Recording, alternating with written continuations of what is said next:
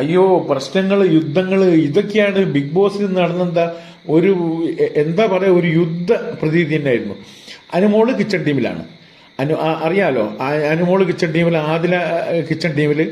അങ്ങനെ ഒന്നും നല്ല രീതിയിൽ ഭക്ഷണങ്ങളൊക്കെ ഉണ്ടാക്കി, ചോറ് വിളമ്പി, അവസാനം കറി, അതായത് ഉപ്പേരി, പിന്നെ എന്താണ് ചെറുപയറിന്റെ സാധനങ്ങൾ വിളമ്പുക.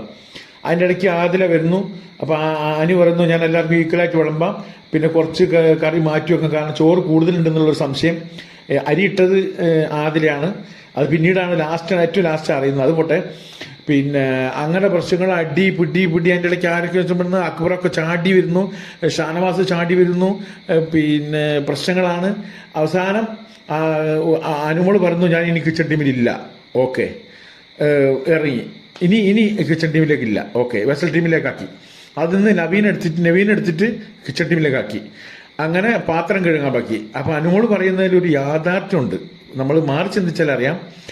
ഉച്ചയ്ക്കുള്ള ഭക്ഷണം അനുമോൾ ഉണ്ടാക്കിയിട്ടുണ്ട്. ഉച്ചയ്ക്കുള്ള വർക്ക്, അത് ഓരോരുത്തർക്കും ഓരോ വർക്കാണ്. അത് കഴിഞ്ഞതിന് ശേഷമാണ് പ്രശ്നങ്ങൾ ഉണ്ടാകുന്നത്, ആ ഭക്ഷണം ഉണ്ടാക്കിയതിന് ശേഷം. അപ്പൊ അത് കഴിഞ്ഞാൽ ആ സമയത്ത് ആരാണോ വെസൽ ക്ലീനിങ്, അവരാണ് ആ ക്ലീനിങ് പൂർത്തിയാക്കിയതിന് ശേഷമേ അവരിങ്ങോട്ട് മാറാവൂ. കാരണം അനുമോള് പോയി അതിന് പകരം ഒരാളിട്ടല്ലോ. ശരിക്കും ഈ കാര്യത്തിൽ അനുമോള് ചെയ്താണ് ശരിയെന്ന് എനിക്ക് തോന്നുന്നു. കാരണം അവളുടെ ഡ്യൂട്ടി കഴിഞ്ഞ് പോയി. ഇനി വെസൽ ക്ലീനിങ്ങിന്റെ അവർ ഉച്ചയ്ക്ക് അവരുടെ ക്ലീനിങ് കഴിഞ്ഞതിന് ശേഷം രാത്രിയുള്ളതിലാണ് ഇവള് ജോയിൻ ചെയ്യുന്നത്. ശരിക്കും അതാണെന്ന് തോന്നുന്നു. അത് നൂറയ്ക്കൊന്നും മനസ്സിലാകുന്നില്ല. നൂറ വെറുതെ കച്ചകച്ചാന്നല്ല ചുണ്ടൊക്കെ വളഞ്ഞിട്ട് ഇങ്ങനെ പറയുന്നത് കണ്ടു കഴിഞ്ഞാൽ ദേഷ്യം പിടിച്ച് പറയാണത്. ആതിരേന്റെ ഒരു രണ്ടാളൊരു കൂട്ടുകെട്ടാണല്ലോ. ആതിര ഒരു വെറും വേസ്റ്റാന്ന് എനിക്ക് തോന്നുന്നത് ഈ ബിഗ് ബോസിൽ തോന്നുന്നു. അനീഷ് അതിനു വേണ്ടി ഒരുപാട് നല്ല കാര്യങ്ങളെന്ന് പറഞ്ഞു. അനീഷ് ശരിക്കും അവിടെ ഒരു മധ്യസ്ഥനായി നിന്നു. അനീഷിന് ചെറിയൊരു സൈഡ് അനുമോളുടെ കൂടെ ഉണ്ട് എന്നുള്ളത് എനിക്ക് തോന്നുന്നു. എന്തായാലും ആവട്ടെ, അവര് ക്രഷോ എന്തെങ്കിലും ആവട്ടെ.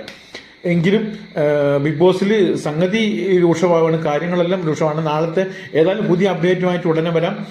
ഇതുവരെ ഈ ചാനൽ സബ്സ്ക്രൈബ് ചെയ്തില്ലെങ്കിൽ സബ്സ്ക്രൈബ് ചെയ്ത് വെക്കുക. കാരണം വോട്ടിംഗ് ഒക്കെ അതാത് സമയങ്ങളിൽ അപ്ഡേറ്റ് ചെയ്ത് അറിയിക്കുന്നുണ്ട് ഈ ചാനലിലൂടെ. എല്ലാ വോട്ടിങ്ങുകളും മണിക്കൂറുകൾ മാത്രം ഇടപെട്ടിട്ട് എല്ലാ അപ്ഡേറ്റുകളും കാണിക്കുന്നു. Thank you.